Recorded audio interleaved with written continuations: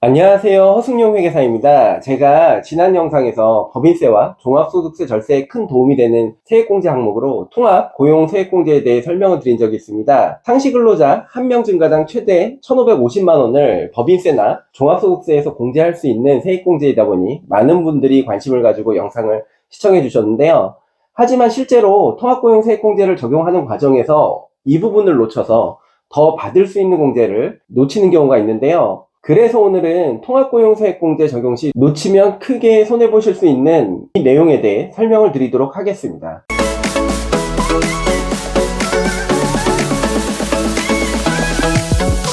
지난 영상에서 설명드린 바와 같이 통합고용세액공제는 2022년까지 운영되던 고용증대세액공제와 중소기업 사회보험료 공제가 통합된 제도인데요. 청년 근로자 1명 증가 시 수도권 중소기업은 1,450만원, 수도권 외 중소기업은 1,550만원을 법인세나 소득세에서 공제받을 수 있고요. 청년 외 일반 상시 근로자 1명 증가 시 수도권 소재 중소기업은 850만원, 수도권 외 소재 중소기업은 950만원을 법인세나 소득세에서 공제받을 수 있습니다. 뿐만 아니라 상시근로자가 증가하면 증가한 그 해뿐만이 아니라 이후 2년 동안 상시근로자가 줄지 않으면 첫 해에 받았던 세액공제 금액을 다음 연도와 그 다음 연도에 또다시 공제받을 수 있는데요. 예를 들어 수도권 소재 중소기업에서 2024년에 청년 근로자 1명이 증가해서 1,550만원을 법인세에서 공제받았는데 2025년과 2026년에 근로자 수가 동일하게 유지되는 경우 2025년에도 1,550만원을 그리고 2026년에도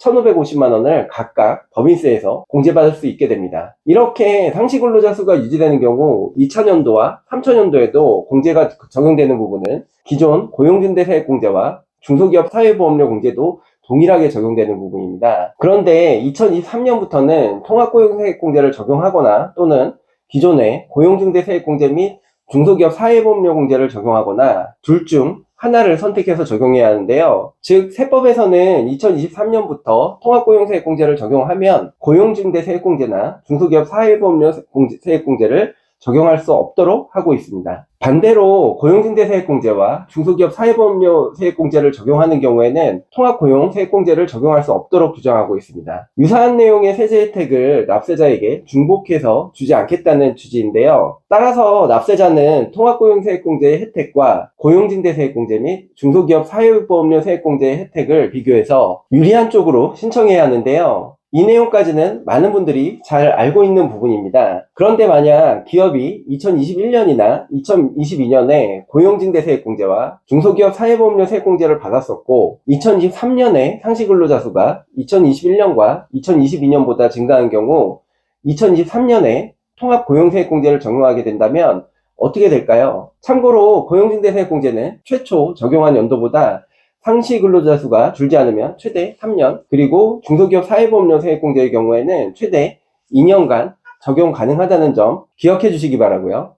말씀드린 대로 통합고용세액공제와 고용증대세액공제 및 중소기업 사회보험료 세액공제가 중복해서 적용되면 안 되니까 2023년에 고용증대세액공제의 21년도에 대한 3차년도 공제와 2022년에 대한 2차년도 공제, 그리고 중소기업 사회보험료 공제의 2022년도에 대한 2차년도 공제 적용이 불가능하게 되는 걸까요? 이와 관련해서 국세청 유권해석 법인세과 914 2023년 6월 8일에 발표된 유권 해석에 따르면 2023년에 통합고용세액공제를 적용하더라도 고용증대세액공제의 2차년도 공제와 3차년도 세액공제를 2023년에 함께 적용받을 수 있는 것으로 해석하고 있어서 결론적으로 2023년에 적용하게 되는 통합고용세액공제와 같이 적용 가능합니다. 중소기업 사회보험료 공제의 경우 유권 해석에 직접적인 언급은 없지만 고용증대세액공제의 2차년도 및 3차년도 공제가 같이 적용 가능한 점에 비춰볼 때